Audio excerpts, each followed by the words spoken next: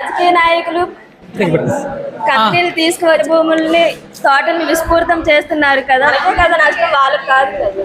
రాజకీయ నాయకులు కంపెనీలు తీసుకురావడం వల్ల వాళ్ళకి నష్టం లేదు, మనకి నష్టం అంటారు. వాళ్ళకి ఎందుకు నష్టం ఉండదు? ఇప్పుడు కంపెనీల వల్ల పండ్ల తోటలు పంటల భూములు విషపూర్తి అయితే ఆ విషపూర్తయిన పండ్లు కూరగాయలు రైతు మార్కెట్ పంపిస్తాడు. రైతు మార్కెట్ పంపించిన పండ్లు కూరగాయలే మరలా ఈ రాజకీయ నాయకులైనా సినిమా హీరోలైనా క్రికెటర్స్ అయినా మార్కెట్కి వెళ్ళి ఆ విషపూర్తి పండ్లు కూరగాయలు కొనుక్కోవాలి. లేకపోతే ప్రత్యేకంగా ఆకాశం స్పెషల్గా పండి వస్తాయంటే వాళ్ళు సపరేట్గా వాళ్ళు పండ్ల తోటలో కూరగాయలు పండించుకుంటారు అనుకోండి, ఈ ఎఫెక్ట్ వాళ్ళు తగలదా? చైనా దేశంలో వచ్చిన కరోనా మన వారికి ఎలాగొచ్చింది? అలాగే మనకి మా మట్టిలోని నిమ్టోర్స్ ఉంటాయి, రసం పీల్చే పురుగులు. ఆ పండ్ల యొక్క చెట్ల యొక్క వేర్లలో ఉండి రసం పీల్చేస్తాయి. ఇవి ఏమవుతాయి అంటే ట్రాక్టర్ దున్నేటప్పుడు ట్రాక్టర్ మట్టి యొక్క పళ్ళకి అంటుకొని ఇంకో వేరే తోటలకి సంక్రమిస్తాయి. తెగుళ్ళు కూడా వేగంగా సంక్రమించేస్తాయి. నర్సరీ మొక్కల ద్వారా కూడా మనకి రావచ్చు, మట్టి మార్పిడితో రావచ్చు.